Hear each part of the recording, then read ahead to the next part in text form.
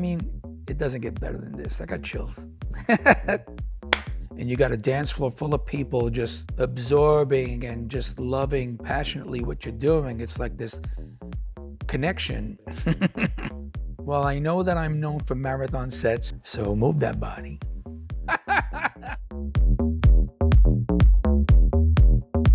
Probably my initial love for music, but it was more of an obsession. And even as just a little child, 4 or 5 years old, I was displaying love and passion for instruments. And there were relatives in our family who had a piano, who had a guitar, and they could see how I was like a magnet. It was like a magnet for me. I would just run to the jukebox, run to the band, run to the piano. So eventually I started learning, but then by the time I was 10, 11, I tried lessons and I didn't have the discipline for it. So about 12 years old, 12, 13, I started to hear a DJ mixtape. And I was like, what is this? I had to know.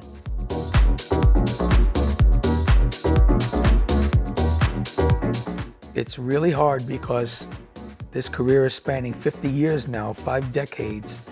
And I've gone from being like this little roller disco DJ in Brooklyn to having now performed in 50 countries. I've gotten to remix some of the many famous artists in the world: Michael Jackson, Madonna, Cher, Blondie, of course Depeche Mode, which I was nominated for a Grammy for, as well as they were for my remix. I started going to like Loft and Paradise Garage clubs in Manhattan in like 79, 80. And then of course, people know the history of New York City and the influence that Larry Levan was on all of us New York DJs in that era. Then I got to meet him and hung out here and there once in a while, like rarely. And I was like, wow, I get to meet Larry Levan kind of thing. But then it went on to be all the DJs: Tony Humphries, Shep Pettibone, Jelly Bean, Bruce Forrest. You know, the list goes on, and we all have that admiration and respect for one another. I can name 1,000 DJs, but I'm just talking about like where it started in the 80s. And it's still ongoing. I mean, only today, it's a message on my social media with David Guetta congratulating me on Music is the Answer for 25 years. I mean, it doesn't get better than this. I got chills.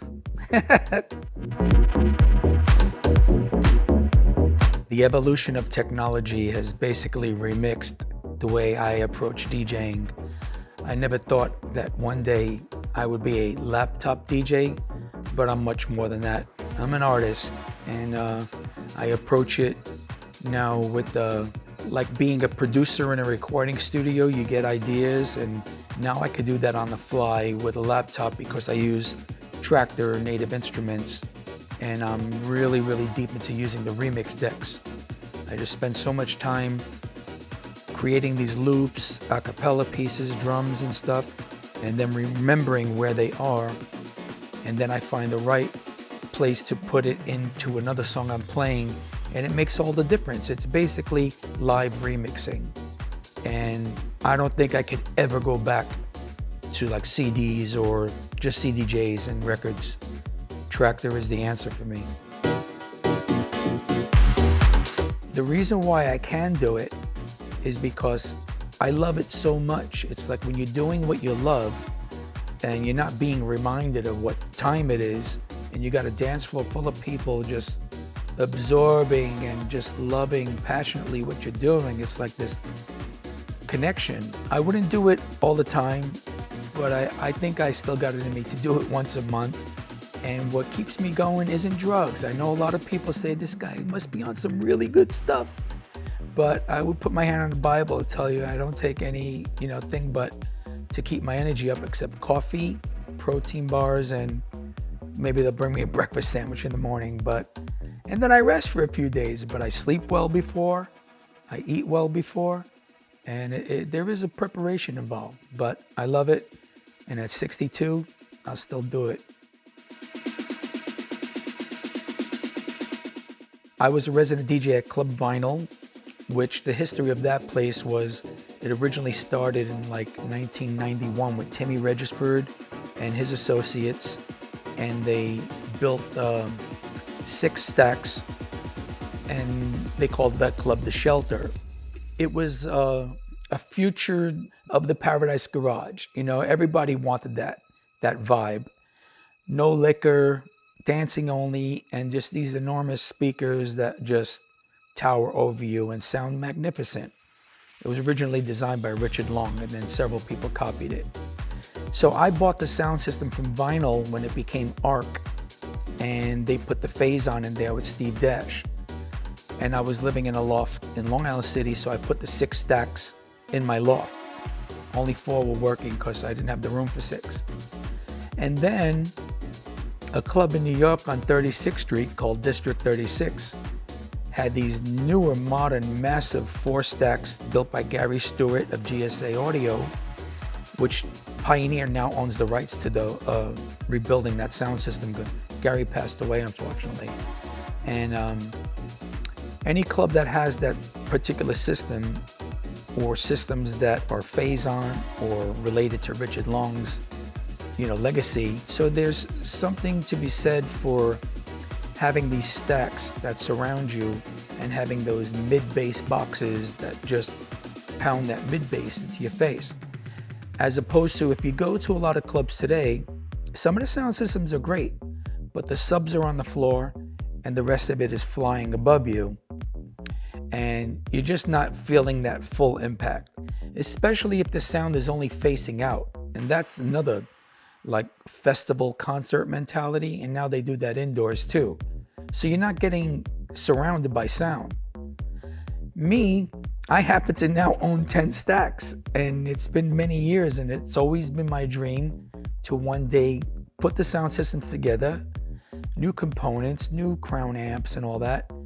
And I finally did it last month in Brooklyn. So we make a little joke about it because my last name is Tenaglia, so Danny 10 stacks, and we're dreaming up little merchandise concepts. But I want to do it again, and I think we're going to do it in November. And luckily, I'll be doing it at least once a month.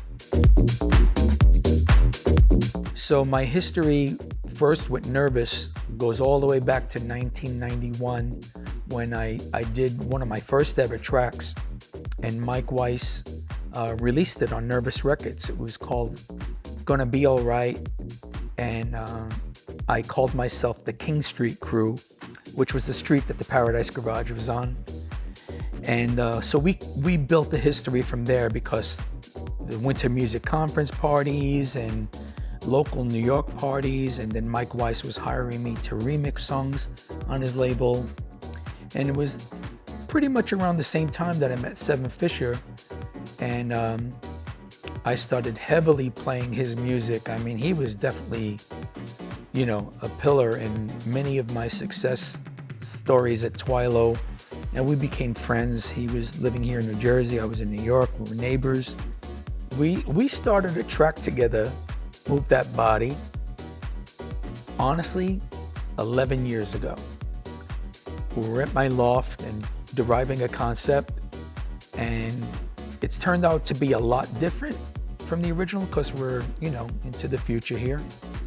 And but we work from different countries, sharing files, and it's just been amazing so far. Like everywhere I play it, it sounds like an instant classic to a lot of people, including myself. Like when it goes on, I'm like, I get like this little wow.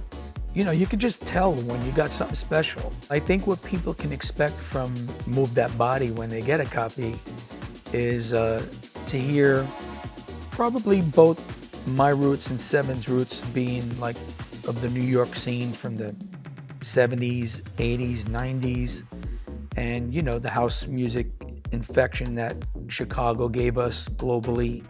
It's like a New York, Chicago, Jack and House kind of vibe with the piano thing I did. I think that people will feel that sense of past, present, and future in it, because we have such modern technology now that makes things sound so thumping and pumping. And if you play Move That Body and you play something I did 30 years ago, you can tell that it's of the future, but it sounds like a classic from the past. So I hope that we create that magic again and just do, a few more. I'm thinking about how so many people don't really dance anymore. I come from an era where people dancing, gyrating, bodies, moving, jumping to the floor, doing the disco hustle and all of that stuff. And now it's just, head bopping, phone waving, get a picture, and it's not all that, but I think a majority is. And then there's this new genre of music out that's very kind of like mellow, progressive, trancey, and it's not like Latin percussive, like makes you want to just feel all these different types of rhythms and patterns. Long story short, I'm hoping that Move That Body just helps people to just gyrate and move around a little bit more, stomp your feet, holler, for Christ's sake. Traxsource to me is probably one of the most incredible avenues to obtain new music and just feel a sense of the community while you're searching. I think, there are other places to buy music, but Traxsource has its unique style, and I've gotten so many records from there, but they wouldn't know it because I don't make it obvious. I shop through other people that help me, but Traxsource is definitely a place to get stuff that you can't get anywhere else, and I respect them for that and for their commitment to just being like pioneer in this dance, crazy world of dance music. Go Traxsource.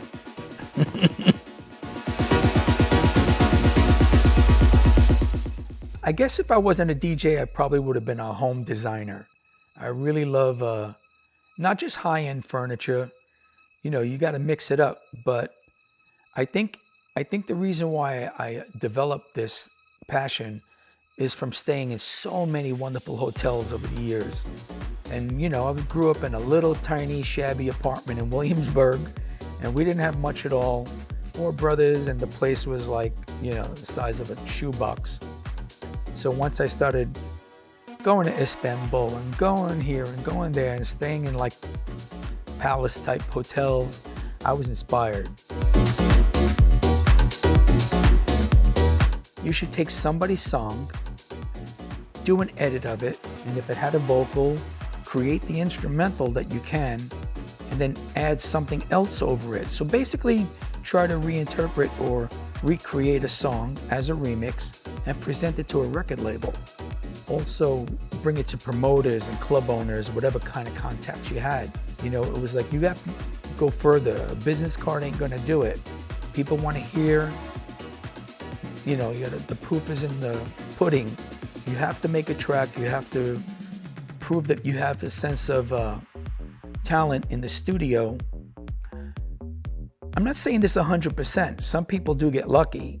Because honestly, there is something to be said for just great artistry as a DJ.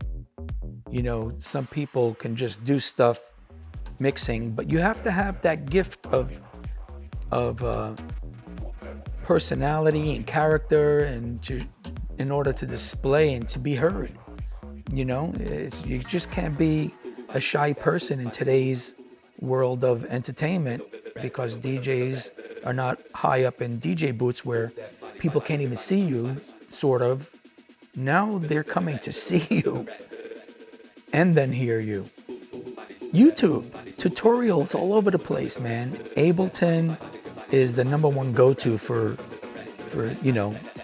it being probably the easiest software to learn. So do your homework.